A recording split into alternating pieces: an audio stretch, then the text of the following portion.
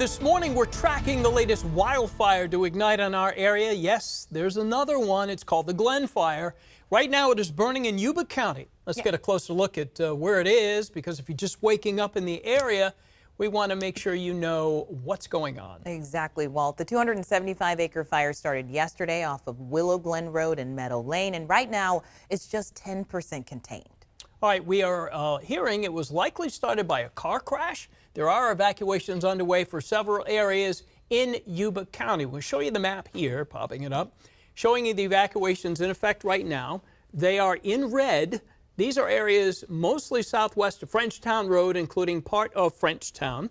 The good news, residents living in the green areas, Brownsville and Challenge, have been given the okay to return home this morning. Our Zach Fuentes is on the fire lines for us. He's been monitoring what's going on.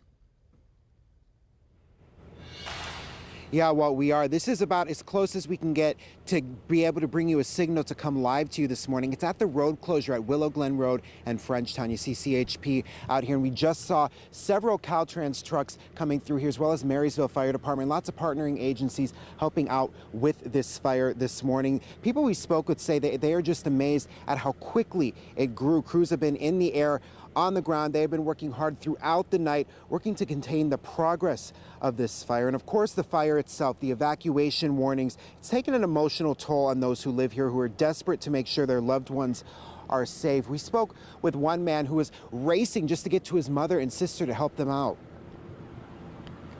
She takes medicine. She's diabetic. Can't get up there to get her medicine or her insulin. It's a lot. It's very stressful. Mentally draining.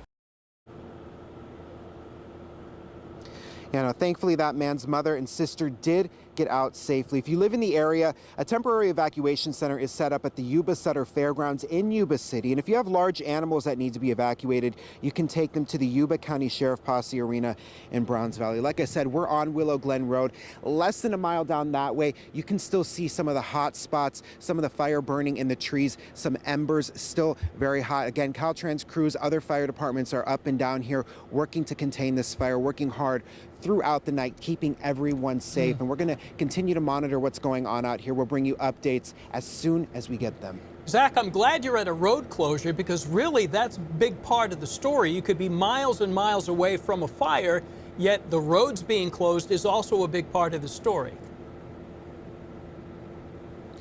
Absolutely, and we've been seeing several cars coming through here wanting to know, can they get through? You know, a lot of people live down that area where the hot spots are, just wanting to get some information. And like I said, there's not much service down that way either, and that's the dangerous part, getting communication out there. So it really is smart, of course, of the CHP, of our law enforcement out here to keep people from that area as they work to contain that fire.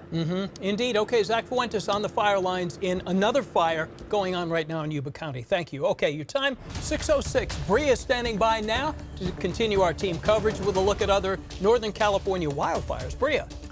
Walt, thank you. Well, right now, the Dixie Fire is continuing to grow, and this morning it's surpassing 500,000 acres. It's burned more than 505,000 across Butte, Plumas, Lassen, and Tehama counties. Right now, it's only 30% contained. Well, Sac Metro firefighters are heading up there to help fight it in just a few hours. And we're hearing from a lifelong Taylorsville resident who tells us how different the Dixie Fire is from the ones she saw growing up. When those fires got big in those days, big was 200 acres. Yeah, that's not big anymore. She also says when she was younger, they'd hop in the car and they'd help out the firefighters. Well, now she's chosen to stay behind despite evacuation orders to help her neighbors take care of their ranches and also feed the animals.